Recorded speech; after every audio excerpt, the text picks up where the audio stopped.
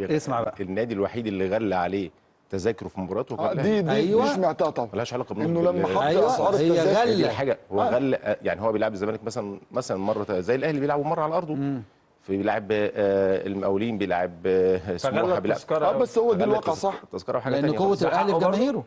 ده حقه برضه. لا هو مش حقه، يعني حقه في الاهلي مش حقه في الزمالك. ما هو بالظبط. لو هو بيعمل كده مع الزمالك ما عملش بالظبط. كده مع الزمالك. لا دي كده يا جماعة، دي اسمها ايه؟ لا دي بتعادي كل واحد اداره نادي مش عشان هو ينافسها. كل نادي من حقه ان هو يشوف اللي احسن له، لكن هو بيراميدز مش شايف غير بيراميدز. خلي بالكم عشان تبقى ايوه طبعا هو ده مصلحته، خلاص هو حر مفيش مشكله. انا بدي له حقه. امبارح الصراحه عملوا ماتش كويس قوي الصراحه، يعني عملوا ماتش كويس قوي. سيد لما ابتدوا يركزوا لكن ما تفرحش. افرح ايه يعني؟ يا عم انا بشجع النادي الاهلي، طيب يعني ما تفرح لو مش لكن اديهم حقهم. يعني عملوا ماتش كويس قوي، ما تفرحش. عملوا ماتش كويس قوي. تفرح يا ايمن؟ انا افرح طبعا.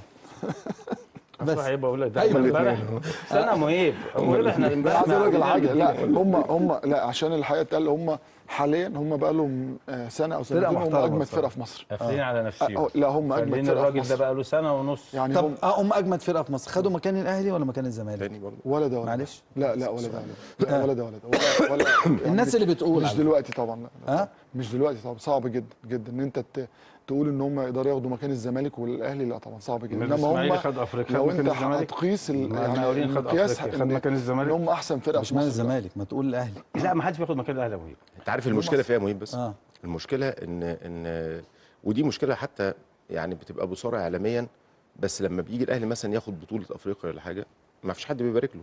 يعني انت عمرك طلعت مثلا تويتايه ولا تصريح ولا بيان مباركه بيراميدز للاهلي في اي حاجه؟ ما حصلش. طلع واحده بس. مش تطلع طبعا. ما عملش كده خالص.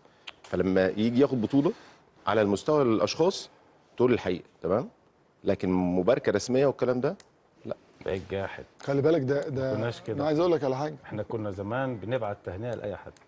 يا سلام. اي حد. يعني انت مثالي قوي يا كابتن. ما احنا كنا مثاليين زمان يا كابتن. لا خلي بالك ده عايز اقول لك صح. ده كل ده. لا هي كنت انت الكبير كل ده وما زلت طبعا. مش قصدي طبعا. لكن يعني النهايه الكبير في ايه؟ في النهايه انت ما تعملش في افعالك.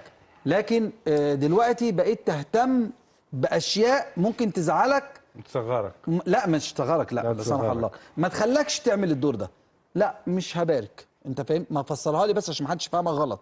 انا بقول زمان كان في النفوس كانت اهدى شويه. انا ادي حق الناس، اهدى شويه، ادي حق الناس. يعني وانت بتتفرج على لا فرقه عملت ماتش رائع جدا، رائع جدا، يحسب لهم ان هم جمعوا الفرقه